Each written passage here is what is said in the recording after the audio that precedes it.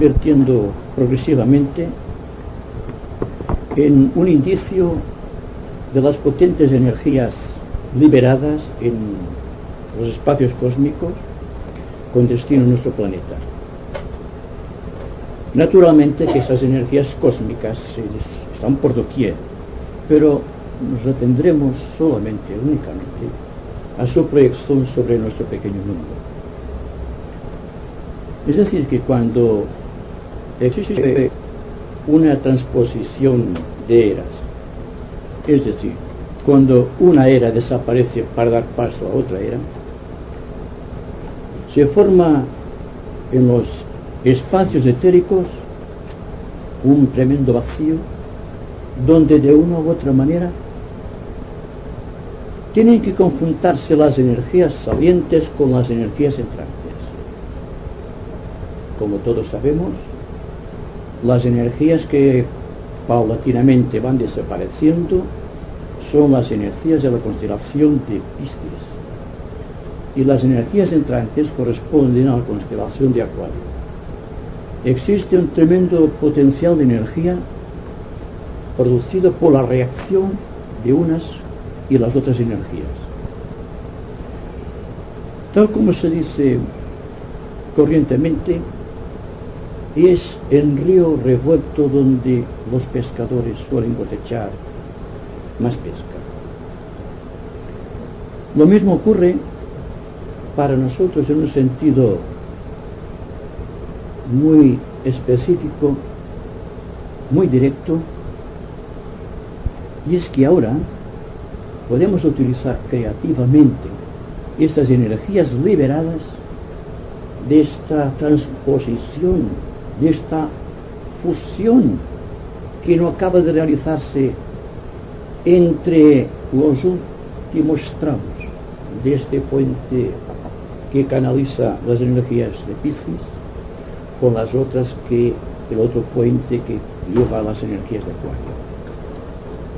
Se nos dice que por efecto de esta gran proyección de energías cósmicas se está produciendo una gran transmutación en el seno de la naturaleza. Y naturalmente, la humanidad, el cuarto reino, que es el centro de la evolución planetaria, acusa de una manera muy específica esta potente invasión de energía cósmica. De ahí las tensiones, las luchas, todo este fluir de actividades negativas que vemos por doquier y que son energía en acción. El esoterista ha aprendido a distinguir en el seno del universo una sola y única energía, la energía de síntesis, que unas veces se manifiesta en forma espectacular, grandiosa, magnificente, en beneficio del bien universal, y otras, la misma energía, coincidiendo los vehículos impreparados de los hombres y en su manifiesta incapacidad de recibir tales energías, está llenando el universo de unas parcelas muy negativas. De ahí que todos contribuimos de una u otra manera a aquello que esotéricamente se llama el mal cósmico. Todas las humanidades, no importa qué planeta, no importa qué universo, no importa qué grupo de universos o galaxias, están trabajando con energías puras, pero que al incidir en sus mecanismos de expresión, al encontrar allí residuos kármicos que Dios sabe qué época, se convierte en aquello que distinguimos como bien y como mal. En realidad solamente existe una sola energía, y podríamos decir que Dios está en un matador, el que mata, y está también el que muestra. Hay que ser muy específicos en este punto y tratar de ver el asunto en su totalidad desde el ángulo de la vida y no desde el ángulo de la forma. De esta manera tendremos una idea muy científica y al propio tiempo muy real y verdadera de lo que hay que significar por karma. El karma de nuestro mundo está sujeto, como los karmas de todos los planetas existentes, a un proceso alquímico de transmutación. Me atrevería a decir que nosotros, los que estamos aquí, estamos trabajando en beneficio del aspecto positivo de aquella energía que, incidiendo en esos vehículos, nos lleva hacia una u otra dirección. Yo creo que todos sabemos esto, ¿verdad? Ahora bien, estamos persuadidos de que toda la energía que podemos canalizar resistirá quizá el embate de las tensiones envolventes, de lo que significa el ambiente que nos rodea, de lo que implica el contexto social humano, y ver de una u otra manera cómo podremos contribuir con nuestro pequeño esfuerzo para canalizar creadoramente estas energías de Acuario. Se nos habla de una estrella que es el centro de la propia constelación de Acuario, es decir, una estrella alrededor del cual toda la constelación de Acuario está girando. Significa que depende naturalmente de este centro, como nuestros planetas dependen exclusivamente del Sol. Pero se nos dice que por primera vez en la historia de nuestro planeta recibimos un impacto directo de esta estrella que constituye el eje alrededor del cual está gravitando la potencia de la constelación de Acuario. No sé hasta qué punto podemos comprender estas cosas. Para mí es muy difícil, en el sentido de cómo canalizar estas energías. Se nos invita constantemente a que hagamos exámenes de conciencia constantes, de que tengamos una disposición para el buen hacer, que seamos unas personas correctas en el trato cotidiano, el cual es muy difícil, y que tengamos esperanza en el devenir de los hechos. Es una manera de dejarnos a merced de los acontecimientos. Yo me pregunto si en esta era de transmutación no podemos ser nosotros los conductores de los hechos, si de una u otra manera no podemos coger por vez primera quizás en la historia de nuestra vida las riendas de nuestro destino, de que sube sino una transmutación de esta naturaleza tan profundamente drástica como la que estamos tratando de canalizar. Bien, en cuanto a la transmutación como fenómeno, ustedes saben que siempre tiene una base química en lo que respecta a la existencia física de nuestro universo. Y hemos hablado también de la transmutación que se realiza en el corazón del hombre cuando trata realmente de sondear, a otear, a visorar, a introducirse en estas zonas más allá de la mente, más allá de todo cuanto conocemos, donde aparentemente existe una entidad gloriosa, quienes unos llaman Dios y otros llaman la creación universal, la paz, la plenitud o cualquier otro nombre, lo cual tampoco dice gran cosa, porque lo que interesa es que la metamorfosis, por así decirlo, la transmutación, se efectúa de una manera realmente consciente hasta el punto de que podamos controlar estas energías, no solo en beneficio propio, sino en beneficio del ambiente circundante. Porque ya sabemos que una transmutación, sin llevar al propio tiempo una dirección acertada, puede convertirse en negativa, lo cual niega la existencia kármica del propio logos planetario. Bien, se nos dice también que la transmutación tiene por objeto redimir la substancia.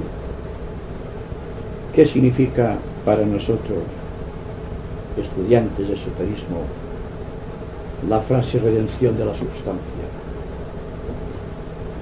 Creo que fue Madame Blavatsky que decía que en toda substancia hay luz, que la sustancia siempre es el aspecto material de las cosas, es decir, lo concreto, lo objetivo, lo que podemos pensar y medir y conceptuar de una manera intelectual. Siendo así, lo que interesa mayormente es ser eficientes hasta un extremo o hasta un máximo del extremo al cual podamos llegar y continuar después con nuestras pesquisas y nuestras investigaciones y darse cuenta que transmutación tiene que ver radicalmente con nuestra actuación en la vida cotidiana, no en las meditaciones, no en las prácticas del yoga, no en cualquier cosa. Estos son pasajes dentro de la vida humana. Me refiero a la extensión completa de nuestra vida. Desde que nos levantamos hasta que nos acostamos, tenemos un sinfín de hechos y acontecimientos que deben pasar por nuestra conciencia.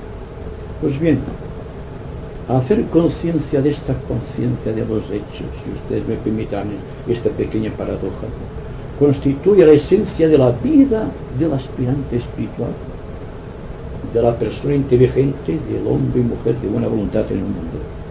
De esta manera parece ser que las constelaciones revelarán otros ignorados secretos de los que conocemos como la tensión ambiental o la fuerza ciega de los elementos, porque son palabras que nos hemos habituado a oír y que reproducimos incansablemente.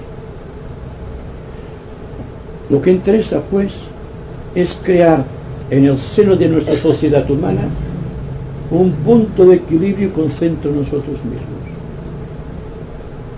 Significa esto de una manera muy objetiva que deberemos cambiar radicalmente nuestros hábitos de vivir, que deberemos mirar las cosas con un nuevo tipo de visión, una visión muy desapegada naturalmente, una visión que por ser desapegada es influyente, lo cual significa definitivamente que tendremos que abrir nuestro corazón a la humanidad y no simplemente a la mente, porque la mente, repito, Madame Blavatsky, es en su expresión objetiva, que la que conocemos, la matadora de lo real, la que crea la gran herejía de la separatividad humana. Por lo tanto, no podemos canalizar estas energías de Acuario a través de la mente intelectual. La mente intelectual tiene naturalmente una gran función a desarrollar en la vida psicológica del ser humano, como luego vamos a considerarlo, sino que tiene además una parcela por descubrir, una zona ignorada que seguramente hemos presentido pero que tememos explorar, dentro de la cual existe la promesa de un mundo mejor y de una sociedad humana basada en las leyes del equilibrio. Si la transmutación tiene que llegar a un punto de síntesis, esta síntesis será realmente equilibrio. No puede ser de otra manera. No podemos negar lo que es la existencia organizada, no podemos negar las visiones intuitivas y no debemos negar la relación que existe entre estas grandes corrientes de energía cósmica con esas parcelas intuitivas y desligarlas de nuestra acción cotidiana. Bueno, dijimos también que siendo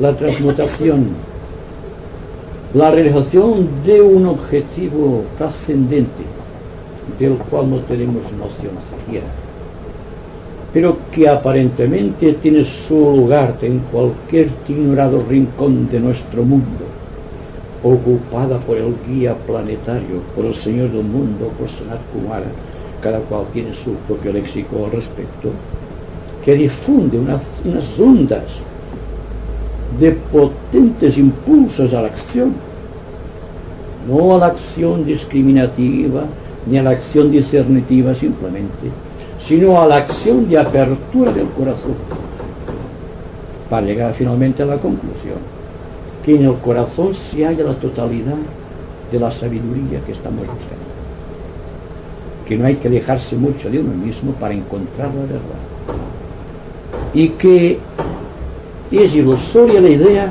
de que Dios se encuentra lejos, en cualquier ignorado rincón de nuestro mundo o allende de nuestro mundo. La divinidad, si está en todo, como están de acuerdo todas las religiones, se encuentra aquí y ahora con nosotros. Y es que lo tenemos todo está a nuestro alcance. Entonces solamente nos falta desarrollar la capacidad de recibir. Bien, hoy vamos a referirnos muy concretamente a la psicología desde un ángulo esotérico. Vamos a tratar de introducirnos en estas potentes, en estas ignoradas regiones donde la psicología corriente y convencional todavía no ha llegado. Como ustedes saben, la psicología convencional está traficando con lo que técnicamente llamamos la personalidad humana en sus tres divisiones: el aspecto subconsciente, el aspecto consciente y un aspecto trascendente que algunos llaman inconsciente, pero que realmente no es inconsciente, porque hay conciencia dentro de la inconsciencia, que debería llamarse trascendencia o supraconsciencia. Bien, al hablar de psicología convencional, no negamos en absoluto el trabajo de los grandes psicólogos, algunos de ellos grandes discípulos de la jerarquía, que trabajaron en el sentido de darle al individuo una visión más concreta, más correcta de su vida interior, de su vida desconocida.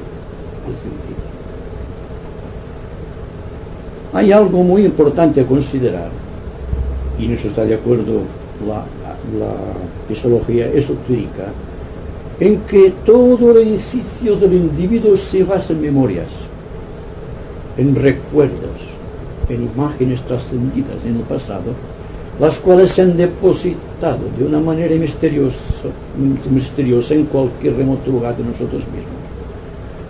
A este lugar remoto la ciencia psicológica convencional la denomina subconsciencia, o el inconsciente colectivo de la raza o del individuo. Y sobre esta estructura férrea, esta estructura creada por el paso del tiempo y por la capacidad de memorizar, se ha creado aquello que llamamos conciencia. Una conciencia que vive de los hechos del presente más el agregado de todos los actos del pasado que gravitan dentro de la conciencia en forma de recuerdo. Toda la potencia individual, todo el sentido de atracción hacia la acción correcta, debe pasar por estas zonas de conciencia que están matizadas por la subconsciencia. Y ustedes serán conscientes, por poco que analicen la cuestión, de que cuando están pensando, están reproduciendo retazos de recuerdos. No estamos pensando, en un sentido creador, en un sentido trascendente. Estamos utilizando la conciencia simplemente para crear un mundo que contrarreste lo que está constantemente pasando. Y no existen soluciones reales dentro de nuestro corazón y de nuestra mente para poder seguir esta acción que tiene lugar en la conciencia, este revoloteo de la mente a través del recuerdo y el husmear del corazón a través de los deseos trascendidos. Y todas las enfermedades, casi sin distinción, que afectan a la humanidad, enfermedades físicas me refiero, están muy condicionadas por estos recuerdos inconscientes, por este inconsciente colectivo del cual dependemos. Y nuestra conciencia estructurada sobre una base de recuerdos está intentando surgir a la luz buscando una realidad. La diferencia que existe entre la psicología convencional y la psicología esotérica es que la psicología convencional nos habla de un mundo trascendido, de un mundo de pasado, y dice, hay que buscar la solución de tus problemas en el presente, buscando sus causas en el pasado, lo cual, a mi entender, es detener el curso del tiempo, porque estamos enfrentando un hecho vital, que es el presente, que no tiene paliativo, que no tiene sucedáneo, que está, por lo tanto, más allá de los recuerdos y de todas las elucubraciones mentales que hemos tenido, que hemos poseído a través del tiempo, y tampoco no tiene nada que ver con los conocimientos adquiridos de tipo intelectual, porque el intelecto está constituido, siempre dense cuenta de esta realidad, por recuerdos. Y esto lo vemos en los sueños. Nuestros sueños no son sueños creadores, son sueños basados en el inconsciente colectivo, son sueños basados en recuerdos, son sueños basados en ideaciones intelectuales. No tienen creación y por lo tanto no podemos hablar de conciencia, es decir, autoconciencia, cuando nos referimos al mundo de los sueños o al mundo de nuestras determinaciones. Porque en la base de los sueños y en la base de las determinaciones se encuentra siempre el pasado, este pasado que gravita como una losa sobre la conciencia, impide reaccionar, la tiene encadenada, presa, dentro de algo que pasó, que por tanto fue trascendido y está bajo el umbral, o debería estar bajo el umbral de la conciencia. Entonces, la psicología trascendente, la psicología esotérica, tiene en cuenta todo el desarrollo evolutivo del conocimiento basado en todo cuanto nos legó la psicología convencional, y arrancamos de los mismos impulsos, de las mismas realidades, pero se explican causas y no se señalan simplemente efectos. Se trata de inspirarte de acciones intuitivas y no simplemente recuerdos subconscientes. Cuando establecemos la distinción dentro de la propia conciencia entre lo que es subconsciente, lo que es ultraconsciente o supraconsciente, es cuando empezamos realmente a vivir y a ser libres, a vivir más allá de la realidad. Es decir, que explica la psicología esotérica la razón de ser de todas las cosas. Y de la misma manera que el biólogo, por ejemplo, está hallando en el feto humano las características de todas las razas precedentes, incluidos los reinos vegetal y animal, dentro del contexto de lo que llamamos subconsciente, ve también allí donde erraron, allí donde fracasaron o allí donde triunfaron nuestras razas precedentes, y que por lo tanto no hay que negar a priori todo cuanto existe en la subconsciencia, sino saber elegir muy bien para nuestras finalidades de acción práctica aquello que es realmente una acción vital, una acción creadora.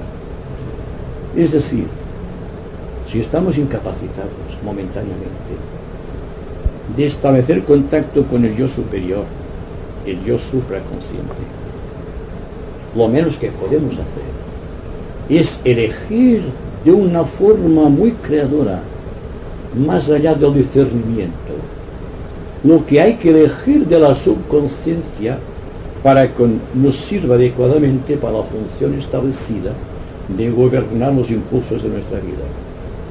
Y a esto lo llamamos autocontrol.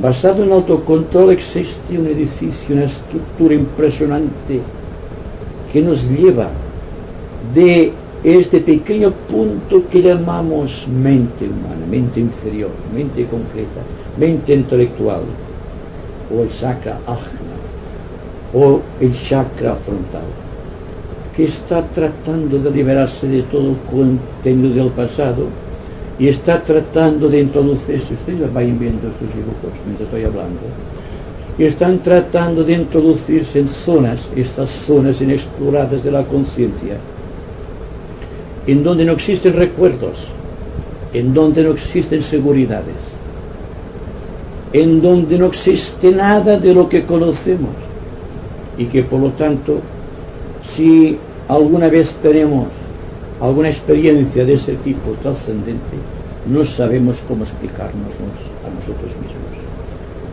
Supongamos que tenga un contacto con el centro coronario, un contacto fúlgido como un relámpago y noche oscura. Me ha iluminado momentáneamente, pero después me ha sumido en la más negra oscuridad. Cuando hablamos de estos contactos, de estas líneas establecidas entre la acción de la psicología trascendente o la psicología esotérica, que trata precisamente de unificar campos magnéticos, y el campo magnético que corresponde al ser humano corriente que somos nosotros, con el campo magnético superior que también somos nosotros mismos, pero en un estado superior, y tratar de unificarlo todo de una manera creadora, de una manera que nos dé un indicio de realidad, de acción correcta y de vida social plena y abundante. Todo este proceso, quizá se nos diga que son nuevas disciplinas, seguramente que todos son disciplinas, y voy a decirles algo más. El propio Señor del universo se está ejercitando a través de autodisciplinas, está disciplinando su universo, está tratando de ser cada vez más consciente de su contexto universal. Y naturalmente, como debemos proceder esotéricamente por analogía, nosotros deberíamos hacer también como el Señor del universo. También tendríamos que tratar de ser conscientes de todas y cada una de las parcelas de nuestro ser. Y entonces resaltarían aquellas expresiones desconocidas, para las cuales quizá no tengamos nombre, pero que todos hemos presentido. Por ejemplo, la paz. La paz, siquiera alguna vez en nuestra vida la hemos experimentado todos. Pues esta paz constituye un punto de apertura hacia lo eterno. Y no sé si nos hemos preguntado cómo hacer permanente esta paz, cómo mantener ese estado de equilibrio cuando nuestra razón humana, nuestra razón intelectual constantemente se está preguntando cosas, siempre se está interrogando acerca de todo cuanto ocurre. Y naturalmente, si sucede siempre como un relámpago en noche oscura, un momento realmente de paz y de plenitud, automáticamente la mente quiere observar aquello, ¿qué es lo que pasa? Y automáticamente aquello se esfuma. Y hay que abrir los ojos entonces muy ampliamente y tener la mente muy apercibida para poder captar el significado de aquel momento sin buscar una interrogante. Porque una interrogante, cuando hablamos de estas cosas trascendentes, es detenernos en lo presente. Y la pregunta es esta. Yo me la estoy haciendo constantemente. ¿Podré vivir sin preguntarme nada? Porque en tanto que esté preguntando, la naturaleza está obligada a darme una respuesta. Y si la naturaleza, que es libre, está en la obligación de dar una respuesta, voy contra la naturaleza en este caso, porque yo soy la propia naturaleza, yo soy mi propio ser, yo soy mi propio amo, yo soy mi propio Señor.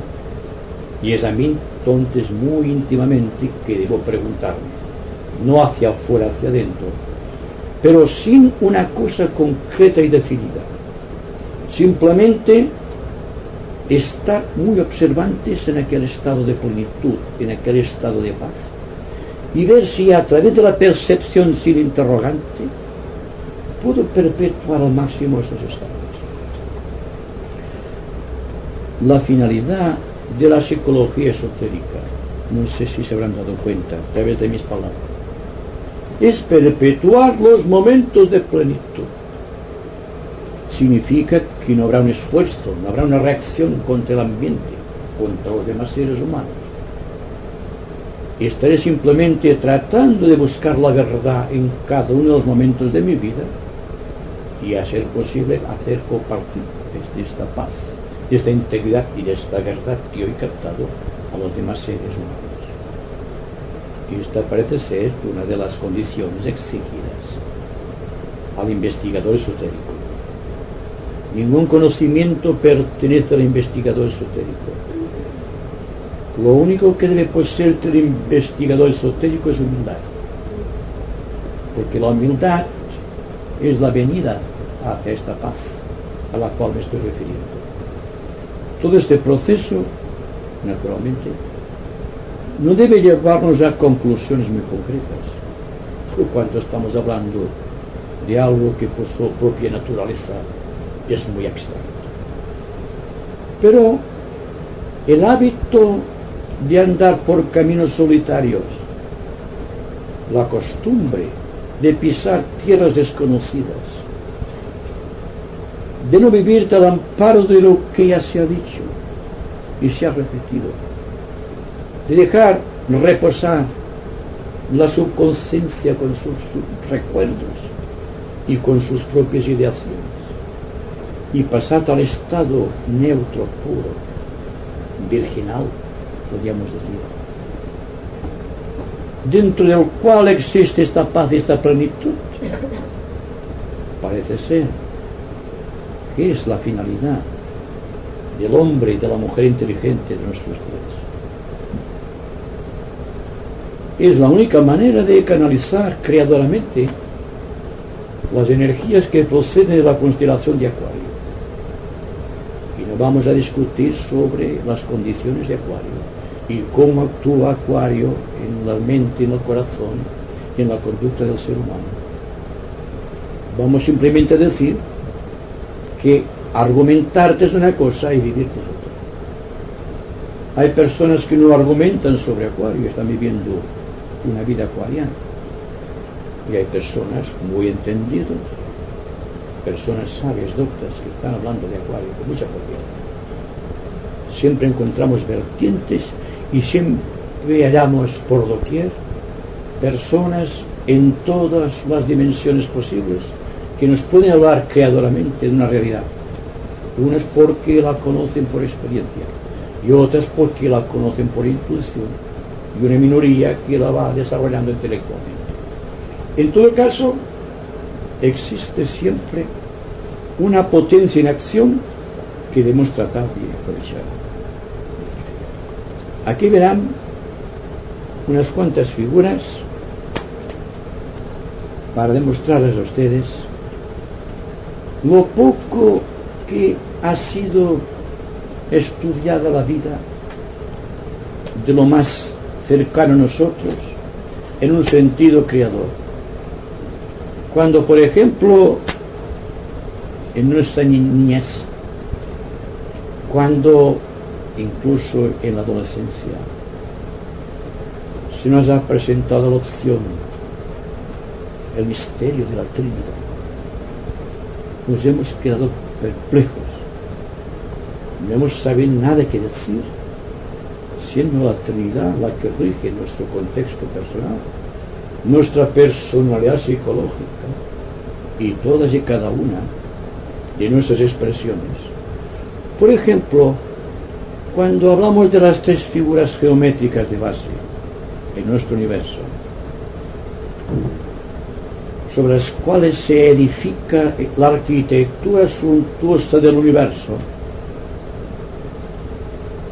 concretando las sabias palabras de Platón de que Dios geometriza, estamos viendo el desarrollo psicológico de la divinidad de nuestro mundo. Una divinidad que se expresa a través de aquello que constituye, o debería constituir, una esencia de conocimiento, tal como es la religión. Y la religión tiene sus símbolos. Yo he elegido unos símbolos cristianos porque están más cerca de nuestro corazón y de nuestra mente. Y cuando hablamos, por ejemplo, de las tres figuras geométricas de los tres reyes magos, preguntamos, ¿hay alguna relación?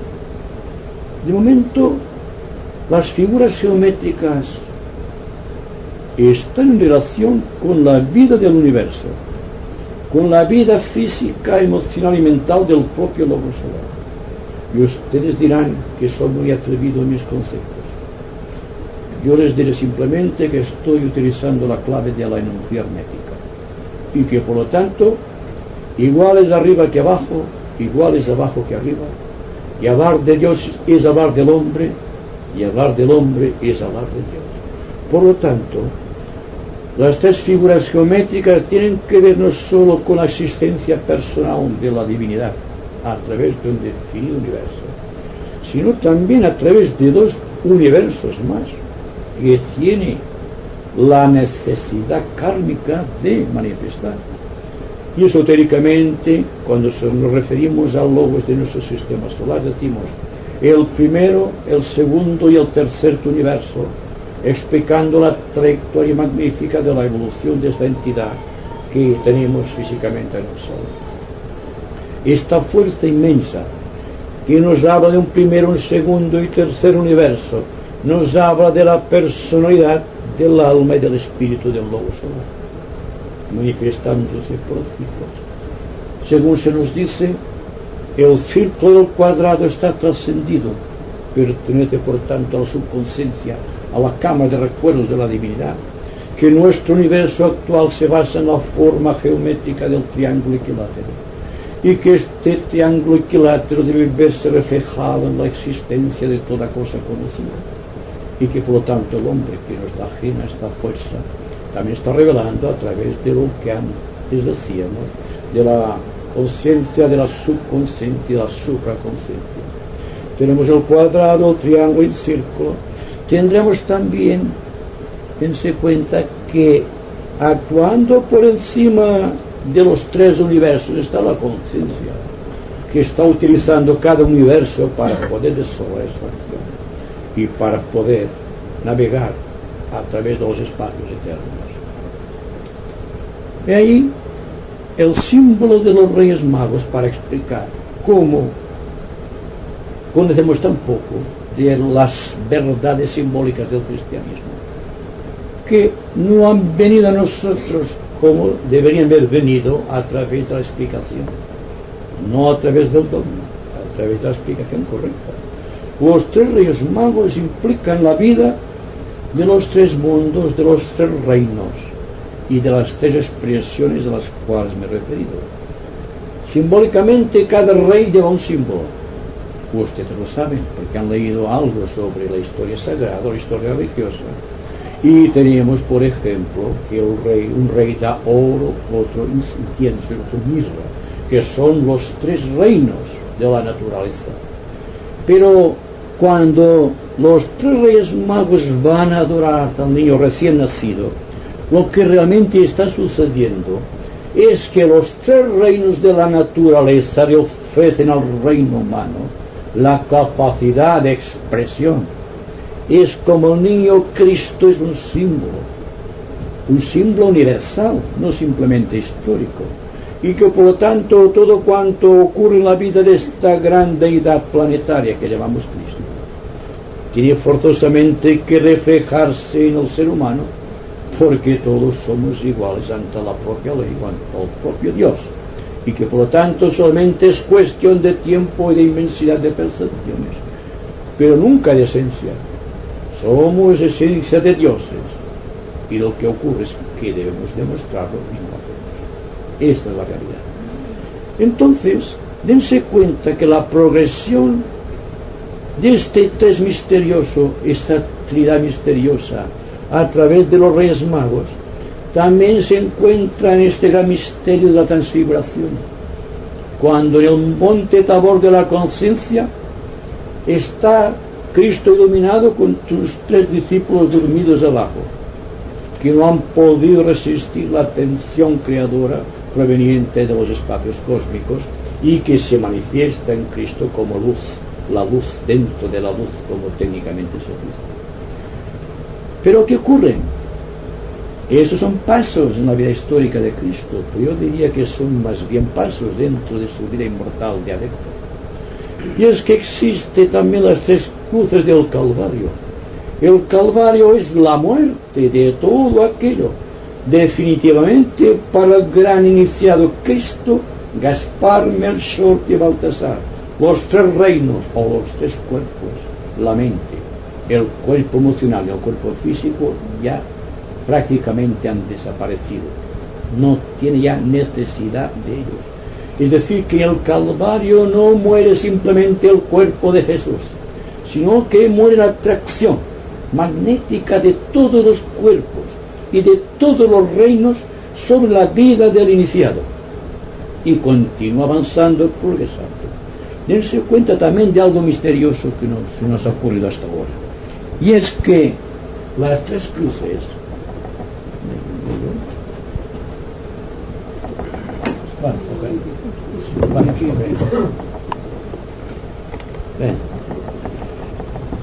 las tres cruces también es un misterio desde muchos ángulos de vista.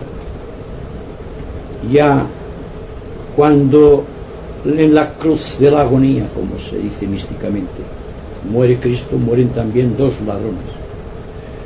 Es decir, que cuando hablamos del Monte Calvario, nunca lo hacemos con una sola cruz, sino que ponemos otra cruz menor y otra cruz menor, que son el bien y el mal,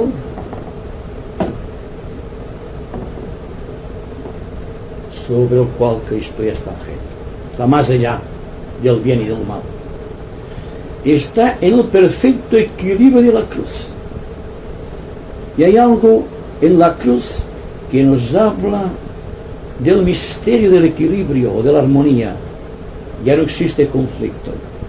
El conflicto quedó bajo la cruz, en los cuerpos muertos. Queda solamente la armonía, simbolizada por la constelación de Lima. Dense cuenta lo que se puede hacer.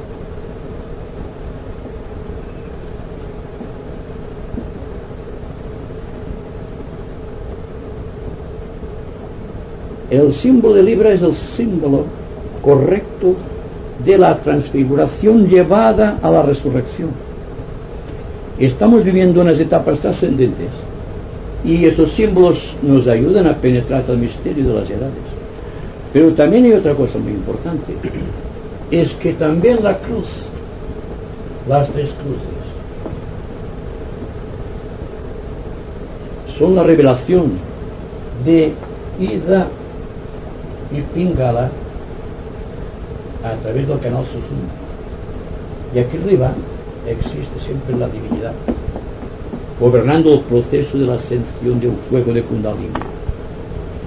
Entonces, cuando hablamos de la Trinidad, y hablamos esotéricamente de la Trinidad, nos referimos a algo que escapa a lo que la historia de Cristo se nos ha enseñado en la religión católica apostólica.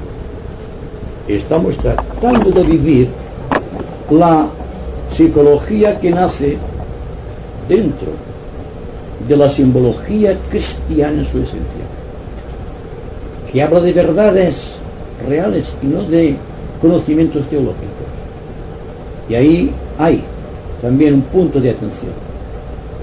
Hay lo que llamamos el razonamiento intelectual y el razonamiento moral. Me pregunto si podemos llegar a este punto de equilibrio, porque si hay un equilibrio, automáticamente tendremos como consecuencia esta armonía que está más allá del conflicto.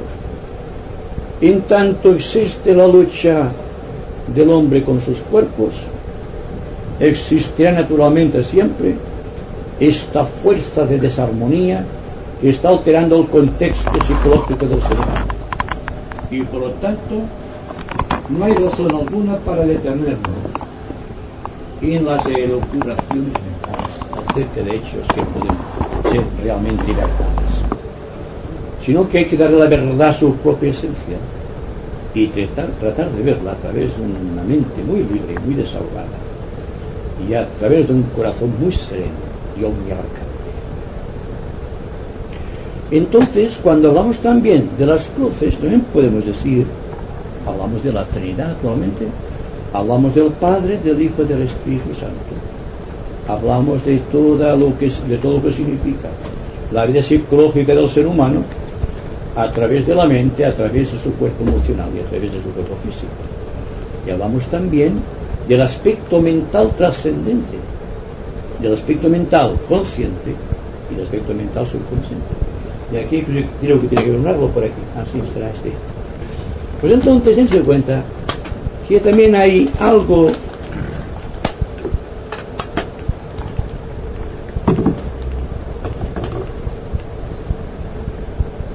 en la vida del ser humano, a través de los símbolos, que debe ser muy importante para nosotros, porque ya hemos dicho que aquí hay un punto de equilibrio de la constelación de Libra a través del iniciado que ha producido en sí el hecho de la crucifixión de sus vehículos y que por lo tanto se ha llevado sobre los mismos, lo cual significa que aquí hay un punto de luz, hay el sol, ¿verdad?, rigiendo el proceso. Y es la armonía, el conflicto quedó abajo, ya no existe para el iniciado ninguna conmoción de tipo emocional ni de tipo mental. Entonces también hay que decir que el pasado y el futuro están dentro de esta línea del presente. ¿Se dan cuenta ahora por qué Krishnamurti nos habla siempre de vivir en el presente? De vivir de instante en instante. De liberarse del tiempo, de efectuar el vacío creador. Krishnamurti, a mi entender, se ha situado, al menos en sus comentarios, sobre este punto donde existe una plenitud que está más allá de la ilusión de las palabras y de la mente, y que por lo tanto tiene una importancia capital en la vida psicológica de los hombres de nuestros días, y muy particularmente de nosotros que venimos asiduamente a esas conversaciones esotéricas. Lo que interesa fundamentalmente es que veamos la relación y que tratemos de vivir en forma de síntesis, de vivir siempre de acuerdo con la ley, sabiendo que la ley está escrita en nuestro corazón y que por lo tanto hay que detenerse de vez en cuando a observar el corazón, a ver qué sabiduría infusa encontramos allí para poder llegar un día a efectuar este gran equilibrio que nace de la extinción de las cruces en el Monte Calvario.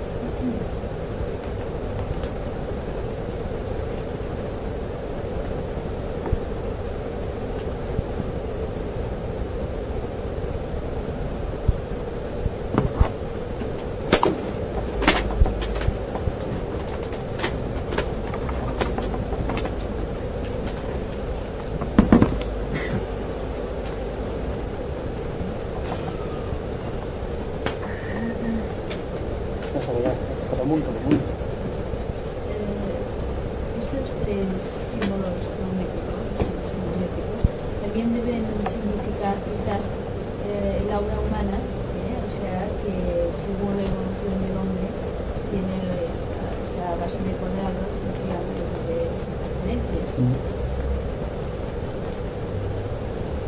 Entonces,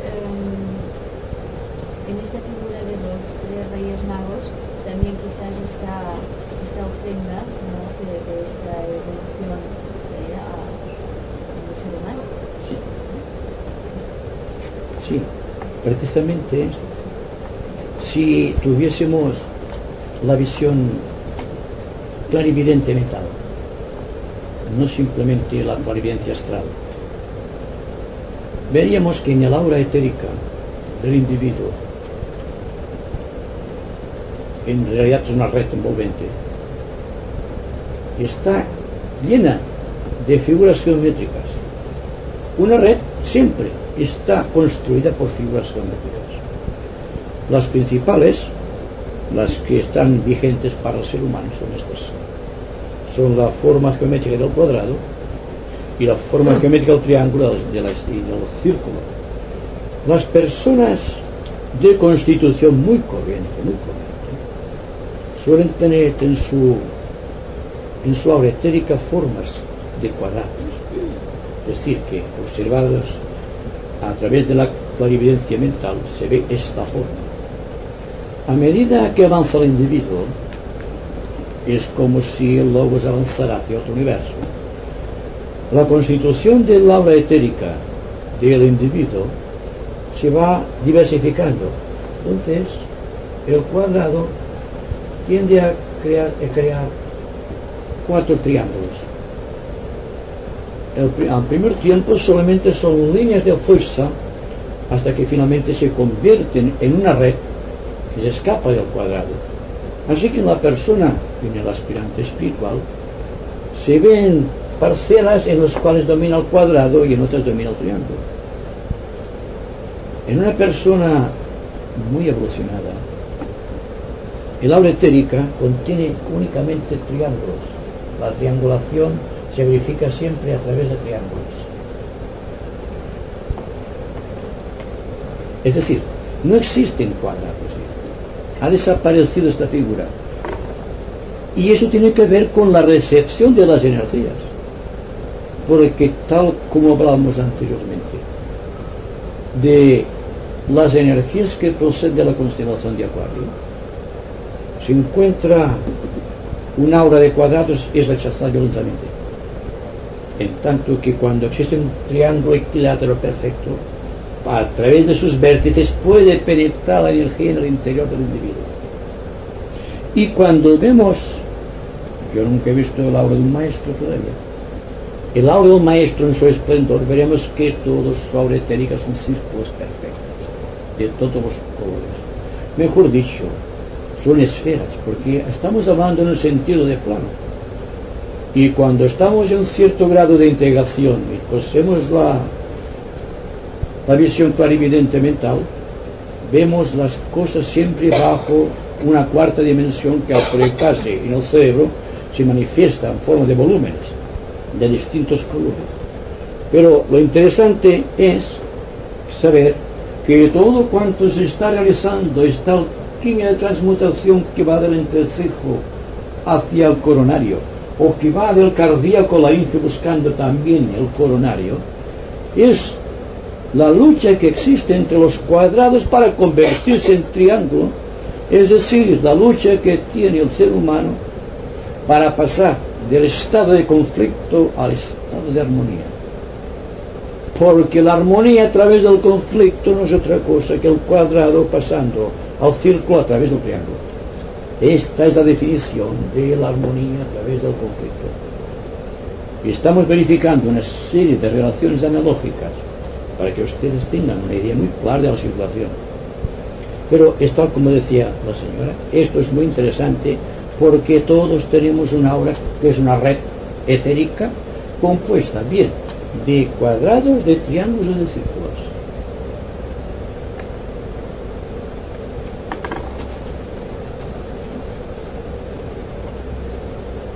Has hablado antes de la era de Acuario. A mí me gustaría que amplias un poquito más. ¿Qué características tiene la persona o tiene que tener para vivir o intentar vivir en esa era? Bueno, yo diría que es repetir, en cierta manera, lo que hemos dicho. Vivir plenamente en la era de Acuario es vivir de una manera tan simple, tan sencilla, tan sin complicaciones, que las energías que provienen de la constelación nos muestren por ellas mismas lo que son. Porque naturalmente yo puedo decir, por ejemplo, las energías de Acuario son de esta y esta manera. Es como si dijera un hambriento, mira aquí qué comida tengo aquí, y empezar a comerlo. La otra persona dijera, pues no me enseña nada de esto. Lo interesante es que la persona experimente esas energías, que busque las relaciones y las reacciones que suscitan dentro de su complejo campo psicológico. se dará cuenta de que existe en cada una de las parcelas afectadas un punto de conciencia nuevo que hay que tratar de experimentar completamente, profundamente, para surgir entonces al exterior en forma de plenitud, en forma de no reacción, en forma de inofensividad. Porque si estuviésemos en un plan de inofensividad completa, no solamente nosotros, sino una gran parte de la humanidad, no habría lugar a las agresiones físicas ni morales que se están produciendo por doquier. No en España, todo el mundo está pasando esto. No somos agraciados con esta lotería, es todo el mundo que está pasando por esta cosa. Y puede ser muy bien que en estas épocas de traspasoderas, que son de extrapolarización de las energías hacia otras, existan puntos conflictivos que debemos analizar. Entonces, analizando los puntos de tensión que surgirán como efecto de los impactos de la energía de Acuario, nos dará una razón muy convincente, casi intelectualmente, de cómo podemos surgir triunfantes de estas cosas. Y más que analizar la energía en sí, la exteriorizaremos, lo cual es mucho más importante.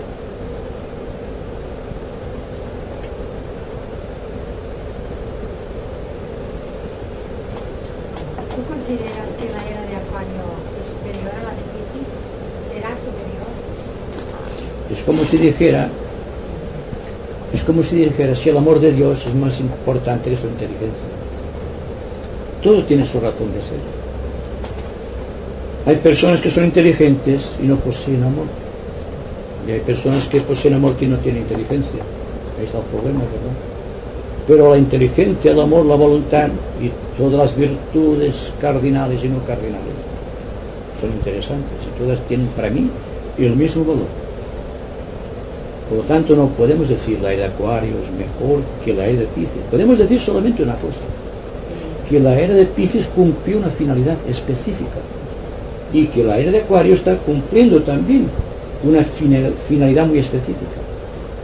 Igual que los rayos, ¿verdad? Todos los rayos son buenos. No podemos decir el primer rayo es mejor que el segundo, o que el tercero, o que el séptimo, sino que todos tienen su finalidad. Lo único que podemos decir concretamente es que el que mejor va para las necesidades de una época es el más importante.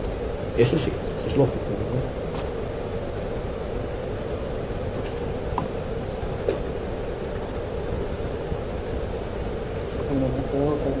Sí. Bueno, hay un concepto esotérico que se usa muchas veces, que es referente a la mente, que se dice que es matadora, etc. Entonces yo creo que la mente, como vehículo, o como facultad, o como creación original, no se ha creado para matar nada. Es decir, yo creo que la facultad de matar o no está precisamente en la misma mente, sino en la energía negativa acumulada en la mente. Es decir, que a veces es una expresión que no es correcta. Bueno, se usa porque se ha escrito. Exacto, pero naturalmente los que hablamos así y que hablamos a un público más o menos impuesto de esas cuestiones, utilizamos el léxico.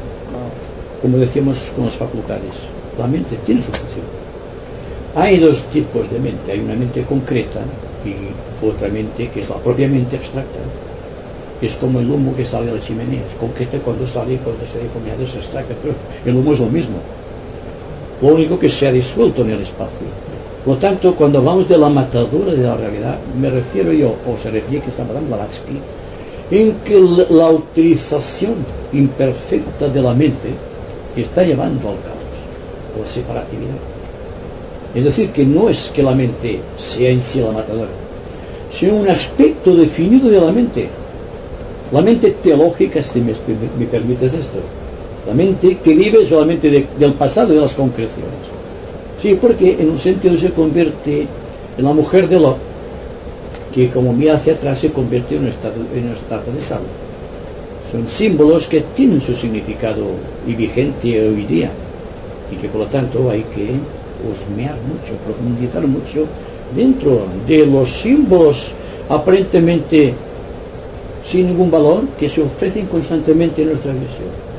Por lo tanto, está muy bien, muy oportuna esta pregunta, porque puede que alguna persona, no impuesto como digo, de las declaraciones de Madame Blavatsky haya podido creer que la mente hay que destruirla porque no cumple una función adecuada. Me refiero que es la forma como la mente es conducida, cómo es utilizada, que se convierte en un vehículo de separatividad humana. ¿No será también que dijo Madame Blavatsky que era la matadora de lo real? Porque se refería a esta parte de la mente que solo ve lo concreto y entonces olvida que vivimos en varios mundos a la vez. Y entonces la mente mata lo real, que es aquella la realidad, no esta a la que vivimos físicamente. Y puede muy bien ser que la mente se ocupa solamente de lo que está a la vista, de lo que es físico. Y entonces se olvida de los otros niveles de los cuales también vivimos y de los que percibimos muy pocas veces. Yo creo que ella se refería también a este aspecto, que olvidamos a los otros niveles que vivimos a la vez. Y entonces la mente mata la realidad, que la realidad es más aquello que esto. Pudiera ser, ¿no? Podría ser. Pero claro, cada cual puede efectuar una definición muy concreta sobre este punto. A mí me parece que la realidad, lo que decía Mario, es una cosa muy importante, y es que cuando la mente se orienta hacia el pasado, estando en el presente, y no deja que circule la vida con normalidad, está siendo un obstáculo para la evolución del ser humano. Y será en ese sentido que Madame Blavatsky utilizaría el término la mente. Quizá tendría que haber dicho la mente intelectual, rebosante de conocimientos y creído de conocimientos, ha creado una esfera tan potente que impide percibir la verdad intuitiva. Esto podría ser muy bien. También puede ser, yo creo que es así, que no solo son conocimientos, sino la persona que vive de las tradiciones del pasado. Y cuando se le presenta un problema nuevo, y ahora estamos enfrentando problemas nuevos precisamente porque estamos bajo la acción de energías cósmicas de gran categoría espiritual, y que por lo tanto las situaciones serán tan distintas del año pasado que forzosamente tendremos que cambiar, y si no cambiamos fatalmente caeremos bajo el yugo de los recuerdos de las tradiciones. Entonces sufriremos, porque entonces estaremos otra vez dentro del conflicto originado por el rayo que corresponde al cuarto reino, que es la humanidad, y que es el cuarto rayo. Este rayo que es de armonía a través de un conflicto. Mientras llegue el conflicto, la armonía no la poseerá el ser humano. De una u otra manera tiene que buscar con verdadera intención un punto de síntesis en el cual exista una demarcación bien impuesta de lo que es equilibrio y armonía y lo que es conflicto, y apartarse del conflicto y entregarse de lleno a la vida de armonía. Entonces la mente figurativa, como la conocemos, quizá tenga una otra dimensionalidad, no sea la que conocemos, sea algo desconocido, no sea como ahora, como una serie de heridas dentro de la conciencia o de recuerdos trascendidos, sino que se convertirá en algo no espectacular, pero tan sencillo, que nos puede traer la paz y la plenitud. Y si poseemos esto, el comentario mental, el discurso mental y el conocimiento en sí no nos dirá gran cosa, solamente será un apoyo para cuando tengamos que expresar la virtualidad de cada estado. Cuando la Biblia se refiere a la gran familia, es posible que sea una forma también de nombrar la parte negativa de la mente. Es posible. No suelo leer la Biblia en estas condiciones, no puedo opinar sobre lo que significa, pero puede ser. Podría ser esto. Porque desde luego existe una acumulación y no son cosas de reír, porque una ramera, en su cuenta, una persona que vive el fruto de su cuerpo tendrá una aura etérica tan llena de cuadrados que difícilmente la verdad Dios puede manifestarse. Es muy difícil para una persona en esas condiciones. Es una lástima, porque Dios está en todos nosotros. Por lo tanto, puede ser que tenga un significado. ¿Quién sabe?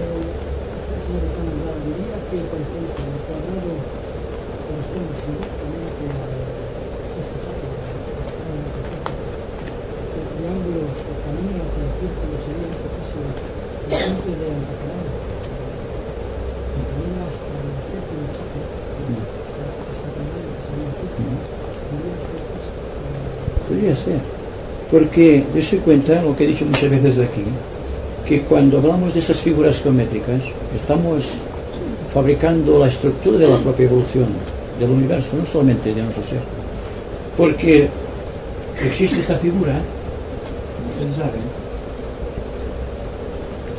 y esto tengo interés en remarcarlo, que si a un niño inocente se le pregunta, se le dice haz una casa, nos dará un cuadrado y enseguidamente nos pondrá un triángulo, mejor mal hecho, con el otro mal hecho, pues igual. Y entonces seguramente que a un lado u otro pondrá un círculo. Luego la verdad existe en esencia dentro del ser humano. Está recordando lo que fue el Logos, lo que será el Logos, porque Dios está en él. Entonces el cuadrado es la punta, vamos a buscar un punto de chakra, eso es el cuaternario, ¿verdad? El cuerpo físico o el cuerpo etérico, el cuerpo astral, el cuerpo físico y el cuerpo mental y el cuerpo etérico. El cuaternario, como se dice esotéricamente. Y tenemos entonces aquí Atma, Buddhi, Manas, que es la teología espiritual. Y entonces más allá de eso existe la mónada, de la cual sabemos tampoco. Entonces todo ese trabajo de ascender, por ejemplo, de los centros hacia arriba, es llenar nuestra obra de imágenes o pictóricas, o bien de formas geométricas cada vez más parecidas a las que utiliza el iniciado. Vamos pasando del cuaternario al triángulo y de aquí al círculo, o del hexaedro cubo, de la pirámide de 4 puntas o de 4 lados a la esfera. Es decir, que esto puede ser siempre discutido, ¿verdad? Es decir, que eso sería así, porque nosotros vemos las cosas solamente en una proyección, que aquí sería en la esfera, ya no sería simplemente el círculo. Es decir, que todo lo que ha dicho usted está en relación con todo cuanto hemos dicho.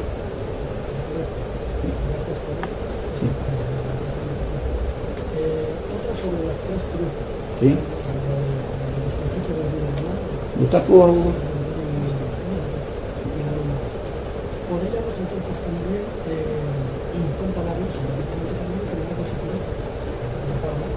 Sí.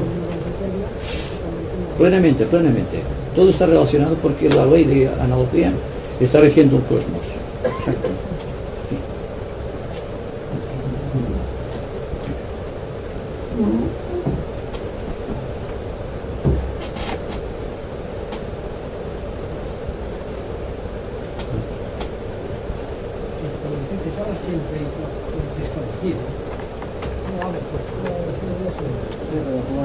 Siempre se habla de chakras, pero...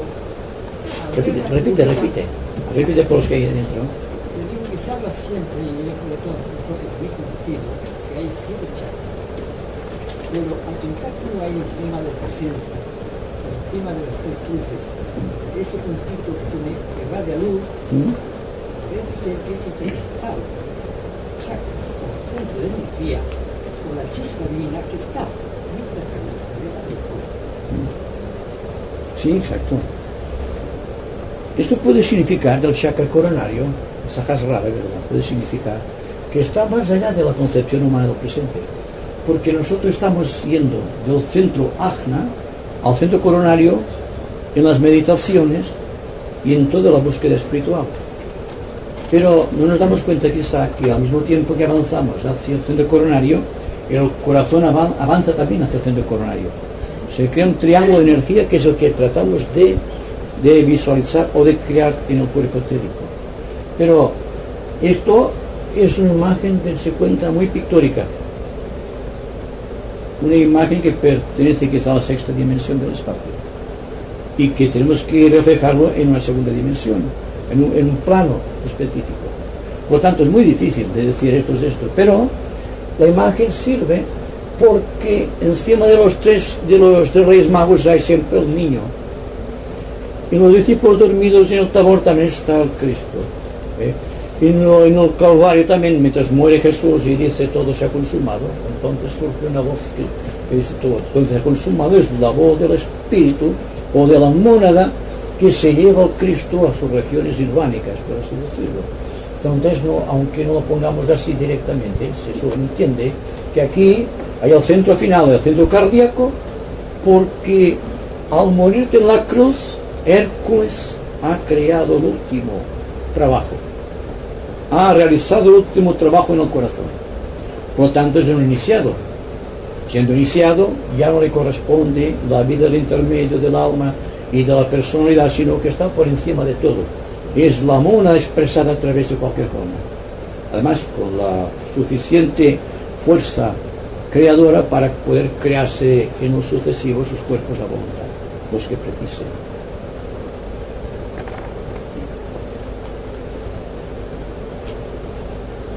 Bueno, vamos a terminar pues con un poco de meditación. Mejor dicho, de silencio, de recogimiento.